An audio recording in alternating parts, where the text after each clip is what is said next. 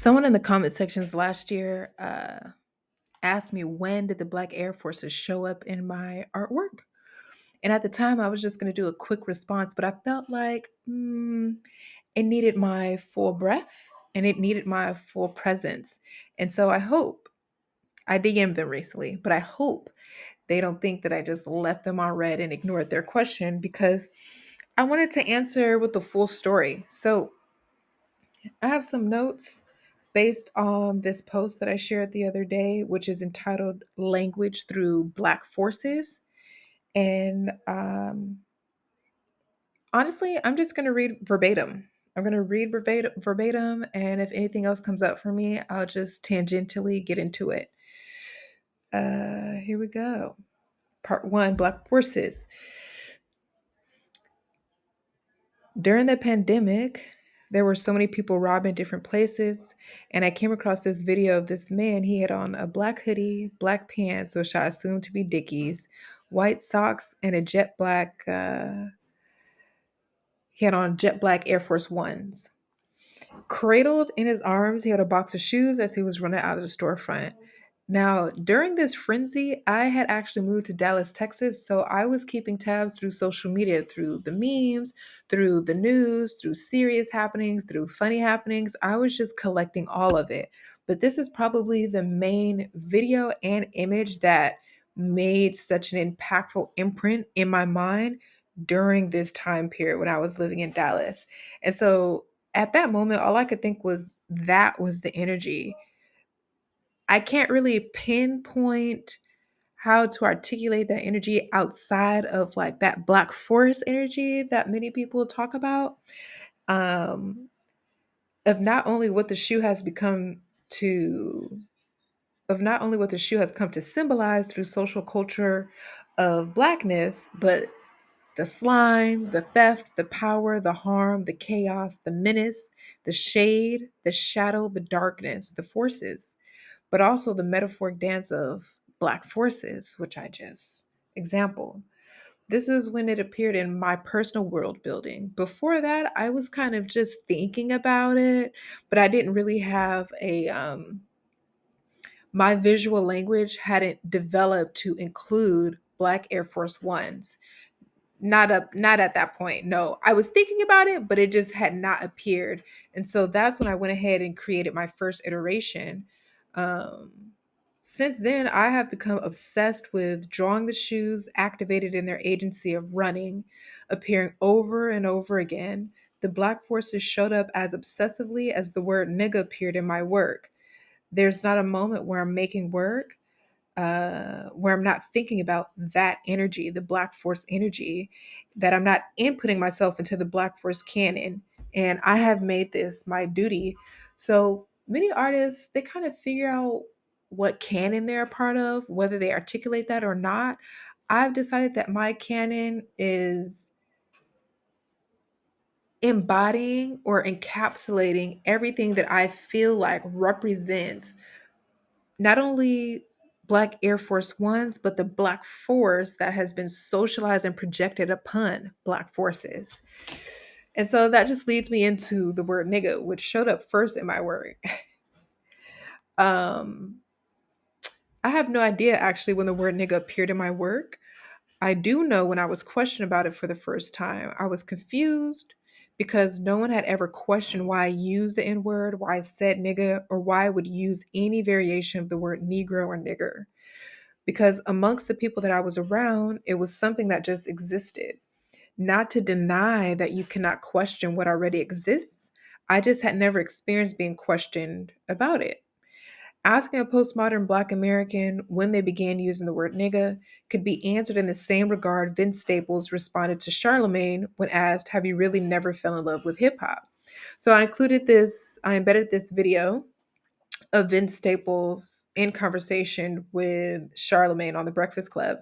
And I'm paraphrasing here. You can watch the video on the post. But he talks about you're kind of like born into it. You know, there's not a moment where you necessarily fall in love with it.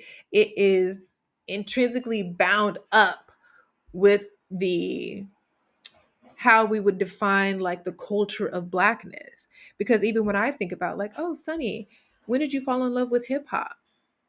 I could brown sugar you an answer, but ultimately it's literally just embedded in my DNA. And this is how I feel like the word nigga occurred in my work. It occurred and no one had ever necessarily pointed it out. But because I was in an institution that was predominantly white and those who were not black and could not imagine the word being used beyond uh, being projected negatively or with derogatory marks, they had something to say. They felt offended. They were offended, not me. They were offended. So when conservatives and white folks are like question my use for social cultural things I have collected and embedded as part of my DNA, I reckon I get a bit of, defensive. Their offense has an air of entitlement, as though they are the final policy holders of how the Black American way of being evolves. So my experience with using the word in class or uh, just around people publicly when I'm discussing my work is one of you shouldn't be doing that. They act like literally policyholders, like law abiding citizens of niggas not to use the word nigga. And, at the time, I wasn't really aggressive with it. I think it was obsessive unbeknownst to me. But after that first no, it became aggressive. It almost became aggressive to the point of being comical. And then I had to reel it back in because who are you to say that I cannot use the word? And granted, when I'm using the word, I'm not using it. Actually, let me not even, because I don't want to say the same thing two times. So they were offended. I sat down in my studio and I asked myself why I was using it. And I came to a realization that I use nigga in my work consistently and constantly because I am obsessed with context. I'm obsessed with how much context matters and how often it is overlooked when it comes to Black people deciding to highlight an alternative use. When I shift context, it shifts meaning. And I think oftentimes context is spurned to the side when it doesn't benefit these faux policyholders, the liberalness of it all. It forfeits context. It eliminates context as though context doesn't matter, which really frustrated me. And so for a long time, I thought it was about the word nigga specifically. I thought it was me fighting to use the word nigga, but I realized through my research and my studies that it's not necessarily the word nigga. Nigga is the exclamation point. Nigga is the provocateur, if you will, in me. Nigga is the catalyst for me, was I realized the catalyst for me to begin looking at context as it relates to language. So when I observe the word nigga appear in other people's work, whether it be through galleries or museums or even text, nigga was always highlighted in the ways in which it appeared negatively, socially, culturally, economically, psychologically, and so forth, projected onto the Black American. I've observed within institutions, this has been the only way that I had seen it accepted and validated.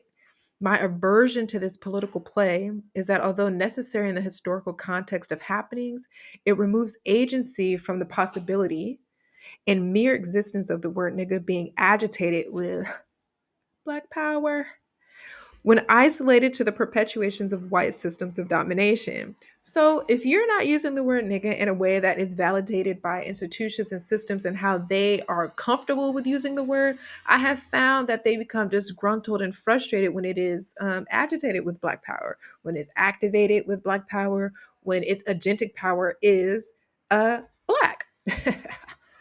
So, the timeline highlight of the evolution of the word niger or negro, translated to Black, has already been mastered. I do not feel the need to go back 500 to 600 years in order to reobserve the word in a context that I am not necessarily interested in. If somebody has already done it, it gives me the perfect opportunity to canon from the platform that they've already developed and designed for me.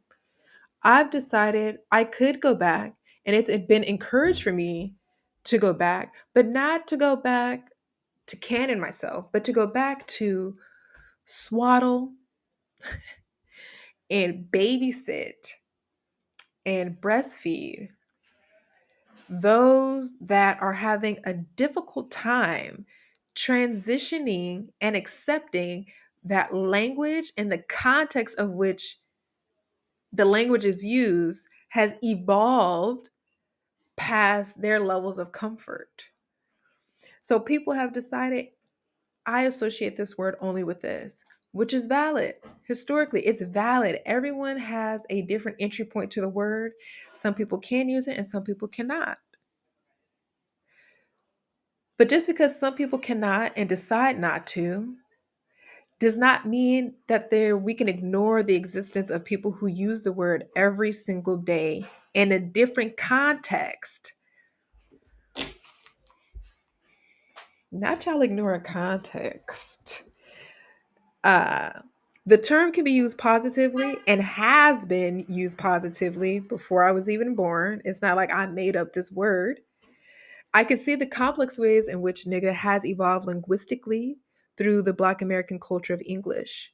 My lexical analysis of the Black American English includes observing the contextual evolution of the term nigga. It also highlights that nigga is not isolated to Blackness.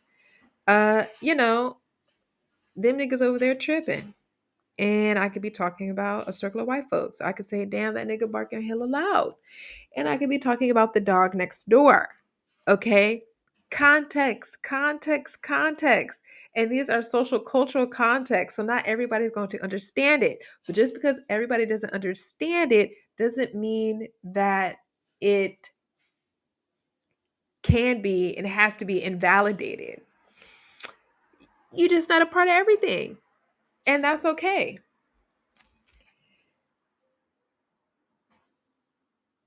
So when I consider the myriad of ways in which it shows up, it is too complex for me to isolate nigga to the one way a person receives it due to their personal backgrounds and experiences with language. Nigga proves itself as an opportunity for me to collect how people are affected or not affected by the word. This is a part of my canon of the Black forces. The Black Air Force Ones opened up a portal for me to explore language as well as cultural and social projections. Essentially, I use the shoe and I stuff it with everything that I feel like is of and related to the portal of uh, that energy, which I don't necessarily have a word for. And if I do have a word for it, it's just Black Air Force One energy. And in there, I stuffed the word nigga. In there, I stuffed uh, the study of context. In there, I stuffed Black Americanness and my lexical analysis of the evolution of the word nigga in context and how that affects every other thing that we do. How we project onto the things to make it more than, less than, or simply become something. And hopefully that answers the question of not only when the shoe appeared, why I obsessively use the word nigga, and my continuing research, which allows me to experiment with not only language but things and to figure out what is the true question or what is the true thing that I am researching, and using words and using things as a segue into that. So, yeah, read the piece. And let me know your thoughts and listen to Vic Mensa. No, it's not Vic Mensa. Oh my God, it's Vince Staples. But yeah, enjoy.